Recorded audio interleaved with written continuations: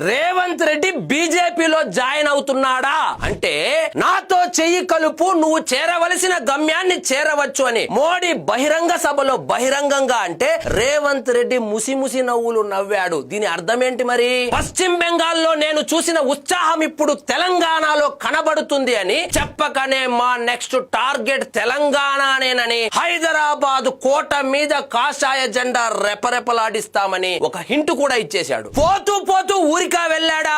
గంట సేపు చంద్రబాబుతో గంట సేపు పవన్ కళ్యాణ్ తో చర్చించి మరీ వెళ్ళాడు. ఇది క్యాజువల్ మీటింగ్ అంటే నమ్మాలా మరి? ఆపరేషన్ తెలంగాణ మొదలు పెట్టేశాడు. ఆంధ్రప్రదేశ్ లో లాగా బీజేపీ, తెలుగుదేశం, జనసేన తెలంగాణలో కూడా కలిసి పోటీ చేయబోతున్నాయి అని గుసగుసలు వినపడుతున్నాయి. రాజకీయాల్లో ఏమైనా జరగవచ్చు.